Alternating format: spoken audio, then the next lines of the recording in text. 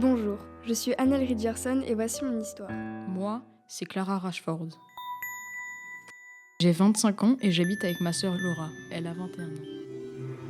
Je m'appelle James Dokes, détective de 31 ans caractérisé par la colère et la violence. Mon histoire a commencé dans... Je m'appelle Axel Byers.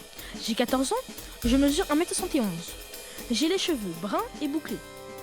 J'ai un petit frère. Je m'appelle Lucas Mumbai. J'ai 22 ans et j'habite à Bourges. J'ai une grande sœur de 25 ans et 2 parents à la retraite. La salle s'était vidée en silence. Pas un applaudissement, pas un mot. Seulement le bruit de la pluie qui commençait dehors, comme pour couvrir sa honte. Maxwell resta seul sur scène, les mains tremblantes, un fil de sueur glissant le long de sa tempe. Le lapin s'était échappé, les cartes s'étaient envolées, et son sourire, ce faux sourire de magicien, s'était fissuré devant tout le monde. Charlie l'attendait à la sortie. Elle avait l'air gênée. C'était pas si terrible, patron. Tais-toi, la magie ça n'existe pas. Et ce soir, tout le monde l'a Il vu. ne se releva pas. Je fus horrifié par ce que je venais de faire et je décidai de me débarrasser de son corps. Heureusement pour moi, il y avait une falaise près de cette ville-là. Je décidai donc d'y jeter le corps. Je n'avais jamais roulé aussi vite de ma vie. J'eus cette étrange sensation d'être observé, mais ne pouvant prouver cette hypothèse, je retournai alors au lit, ne suspectant même pas l'objet qui se trouvait juste à côté de moi. Avais-je rêvé ?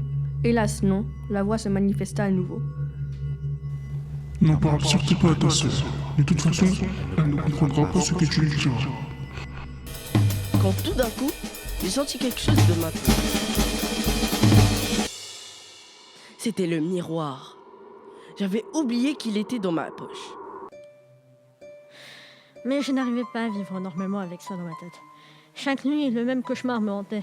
Me faire posséder par un quelconque être. Je me sentais sans vie, sans âme. Et je n'étais pas seule. Je n'étais jamais seule. Comme si depuis le moment où ce porte-clés était entré chez moi, un spectre me pourchassait où que j'aille. Ma tête me faisait mal. J'avais des nausées et des vomissements soudains. Je me sentais lourd. Et plusieurs fois, je ressentais une sensation de vertige. Je n'avais pas de fièvre pourtant. Personne ne m'a cru et j'essaye d'oublier cette histoire.